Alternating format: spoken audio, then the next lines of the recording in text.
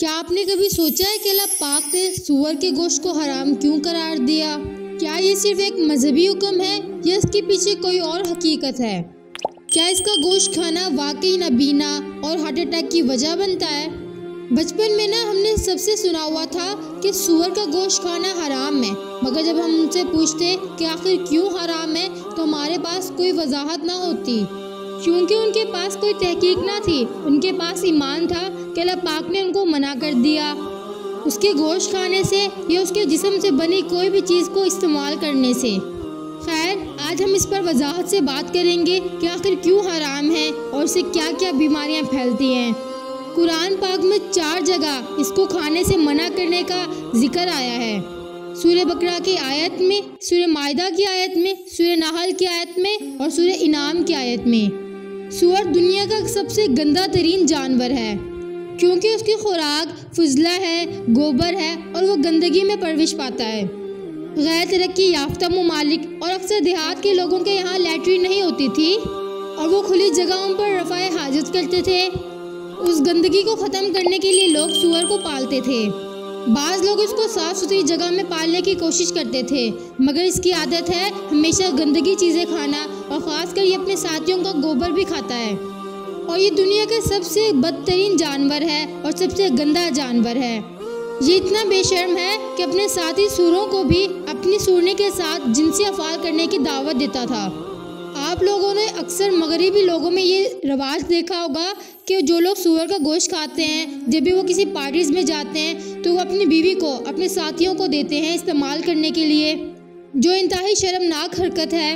سور کے گوشت میں کم از کم 70 بیماریاں ہیں۔ جو لوگ سور کا گوشت کھاتے ہیں ان کے معدے اور آنتوں میں بے شمار کیڑے جنم لیتے ہیں۔ اس کا گوشت ہارٹ اٹیک، نابینا اور جسم کے کئی حصوں پر اثر ڈالتا ہے۔ بعض مغربی لوگ اچھے سے اچھا کھانے کے باوجود جب اس کا گوشت کھاتے ہیں، استعمال کرتے ہیں تو ان کو ہارٹ اٹیک کے مسائل ہوتے ہیں۔ اگر اس سور کے گوشت کو بہت اچھے طریقے سے صاف ستھرا کر کے بھی پکایا جائے نا، تب بھی اس کے اندر اتنے گندے قسم کے کیڑے موجود ہوتے ہیں جو بہت سی بیماریوں کو پیدا کرتے ہیں۔ اللہ پاک قرآن پاک میں فرماتے ہیں، تم پہ مردار، خون اور سور کے گوشت کو حرام قرار دے دیا گیا ہے۔ یہ کوئی ایسا حکم نہیں ہے کہ جو وقتی طور پر تھا یا کسی خاص علاقے کے لیے تھا، بلکہ یہ پوری انسانیت کے لیے حکم تھا۔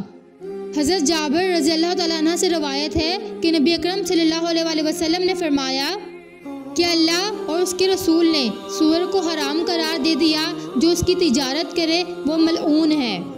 جو لوگ ایمان رکھتے ہیں وہ اس بات پر تو یقین کر لیتے ہیں کہ ہمارے اللہ پاک نے ہمیں منع کیا ہے سور کے گوشت کھانے سے، مگر سائنس اس کے بارے میں کیا کہتی ہے؟ جو لوگ ایمان نہیں لائے تو وہ کیسے یقین کریں گے؟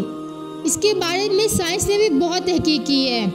سائنس کا کہنا ہے کہ یہ ایسا جانور ہے جس کا گوشت کھانا جسم، دل اور دماغ کی بیماریوں کا باعث بنتا ہے، کیونکہ یہ گندا جانور ہے جو گندگی کھاتا ہے، جس میں بے انتہا کیڑے ہوتے ہیں جو مختلف بیماریوں کی وجہ بنتے ہیں۔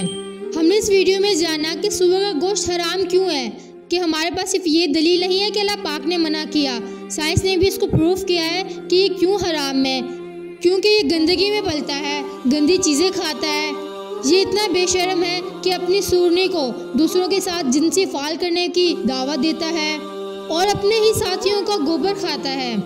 تو اللہ پاک اپنے مسلمان کو، جو اتنا پاک ہے، اللہ پاک نے جس کے لیے اتنی چیزیں حلال کی ہیں، تو کیا اللہ پاک کی رحمت اس بات کو گوارا کرے گی کہ وہ ایک گندا جانور کھائے جو اس کے لیے بیماری کا باعث بنے؟ اور جو لوگ ایمان نہیں رکھتے وہ بھی اس بات پر تو اتفاق کریں گے ہی کہ گندی چیزیں کھانا ان کے لیے کتنا نقصان دہ ہے، جس کو سائنس نے پروف کیا ہے۔ اللہ پاک نے اپنے مسلمانوں کے لیے ہزاروں نہیں بلکہ لاکھوں چیزوں کو حلال قرار دیا ہے، اور کوئی چند چیزیں ہیں جو حرام ہیں۔ تو اب یہ ہماری کم عقلی ہے نا کہ اگر ہم حلال چیزوں کو چھوڑ کر حرام کے پیچھے جائیں۔ ہمیں چاہیے کہ ہم سور کی کوئی چیز بھی استعمال کرنے سے بچیں اور اس کو گوشت کھانے سے بچیں، بلکہ خود نہ بچیں، دوسروں کو بھی بچائیں، دوسروں کو بھی اس کے بارے میں بتائیں۔ اللہ پاک کے ہر حکم میں ہمارے لیے بھلائی اور رہنمائی ہوتی ہے، اور ایسی حکمت جو ہم نہیں جانتے، جو ہمارے لیے ہی خیر ہوتی ہے۔ میری دعا ہے کہ اللہ پاک ہم سب کو حلال کمانے، حلال کھانے اور پاک زندگی گزارنے کی توفیق عطا فرمائے۔ آمین۔